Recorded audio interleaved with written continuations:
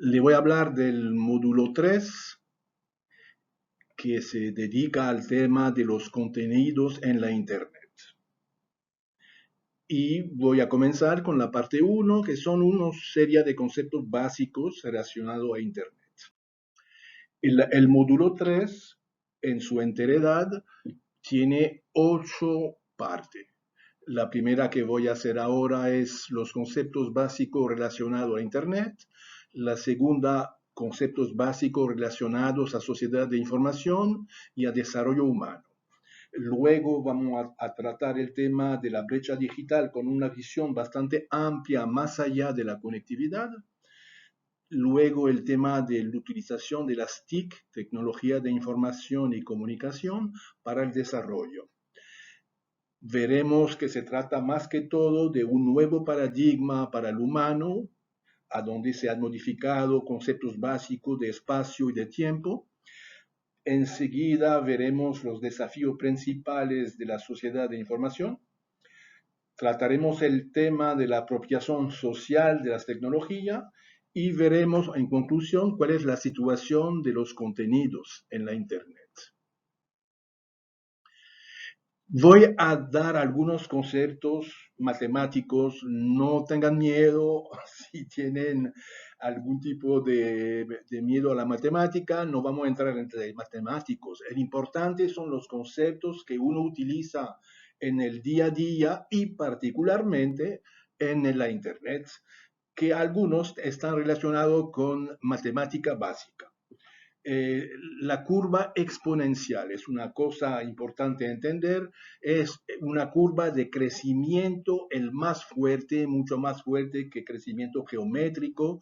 El crecimiento exponencial, que se ve como una ecuación de y igual x al poder de n, es una curva que sube de manera muy agresiva. Y cuando estamos hablando de Internet, estamos hablando de fenómenos muchas veces exponenciales. Como la curva exponencial es bastante difícil a figurar porque crece demasiado rápido, hay una costumbre de mostrarla en escala logarítmica para que la curva aparezca como una derecha y que el crecimiento aparezca como lineal, lo que permite ver la curva en la pantalla. Se pone los valores de manera exponencial en la izquierda, como pueden ver, 2, 4, 8, 16, 32, y entonces la curva muy vertical se transforma en una curva horizontal. Se llama la escala logarítmica y se utiliza a menudo para datos. Ese es un tema que a mí me preocupa mucho, tengo costumbre de ser muy provocativo con eso y decir la media y la variancia son dos conceptos básicos de matemática que todo el mundo entiende lo que es una media, un poco menos lo que es una variancia, y mi provocación es decir, hablar de la media sin hablar de la variancia a veces es un crimen contra la humanidad. Es una provocación. Me explico. La variancia de una variable aleatoria o de un proceso estocástico, son los vocabularios que se utiliza, es la medida de su dispersión estadística. Es importante entender eso, la dispersión. Entonces, mencionar la media sin mencionar la variancia a veces puede hacer una manipulación de la información. Le voy a dar un ejemplo extremo para que me entiendan. Vamos a figurar la distribución salarial de un país imaginario X. En la curva de la izquierda, uno ve lo que se llama una curva tradicional de Gauss, que se ve muchas veces en fenómeno estadístico de Gauss, porque Gauss era un matemático que inventó esta curva, a donde la media es $2,000 por mes, salario promedio en este país, y la curva va de salario mínimo de $500 a salario máximo de $8,000. Curva típica, a donde la variancia es fuerte, pero no extrema. En el medio tenemos otro país, a donde la media es la misma, $2,000, pero la variancia es baja. La curva se pone más aguda, vamos entre 1.500 y $3,000. Y el tercer caso es el caso que aún donde hay manipulación de información, si no se explica que la variancia es extrema, es un caso a donde una gran parte de la población está en la curva de Gauss de la izquierda y gana entre 100 y 1000 dólares. Y otra parte mínima de la población está en la curva de derecha y gana entre 1000 y 10.000 dólares. Entonces, el promedio sigue siendo 2000. Estamos de acuerdo que decir que la media en este país X es 2.000 dólares puede esconder configuraciones extremadamente diferentes en términos de justicia social. Entonces, es muy importante cuando uno aprenda un fenómeno estadístico de siempre preguntarse dónde está la varianza. La varianza se puede expresar de diferente manera matemática y no quiero entrar en esos detalles. Lo que tienen que entender es que hay una dispersión estadística y hablar de un fenómeno sin mirar la dispersión y hablando solamente del promedio puede esconder situaciones bastante distintas. ¿Estamos de acuerdo? Tres maneras de interpretar los fenómenos. El principio de causalidad. Doy un golpe en mi mano, se oye un sonido. Causa-efecto. Es la manera la más sencilla, natural y muchas veces apropiada para explicar fenómenos que no son demasiado complejos. Estoy en autopista, hay un tapón, puso el freno y el carro pierde velocidad y se para evitando un accidente. Principio de causalidad. Pero hay fenómenos que son muy complejos. Estoy en la mi autopista y no hay solamente un carro, hay un montón de vehículos que están cada uno con su velocidad y el hecho que yo frene va a provocar detrás de mí que la gente tenga que frenar y va a modificar el tráfico total. Son fenómenos complejos. ¿Cómo se considera un fenómeno complejo? De manera sistémica. ¿Qué quiere decir? Hay muchas causas y muchos efectos. Y a veces algunos efectos hacen regresión, feedback en inglés, hacia la causa. Entonces son fenómenos complicados a analizar. El tráfico de vehículos en una ciudad es típicamente sistémico, complejo.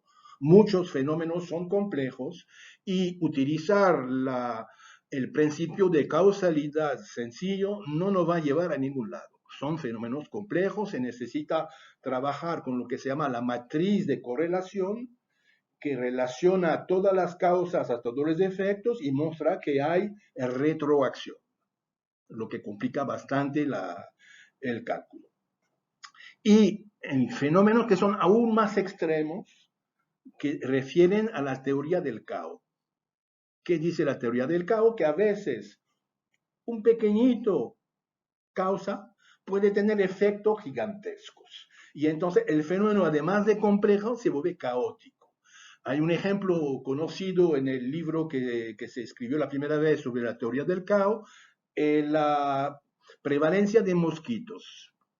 Seguramente todo el mundo ha tenido esta experiencia en país tropical. Hay un periodo que no hay mosquitos, de repente hay un montón de mosquitos, nos atacan por toda parte, luego de nuevo baja muy poco, luego aparece de nuevo. ¿Cómo se puede explicar esos cambios tan enormes?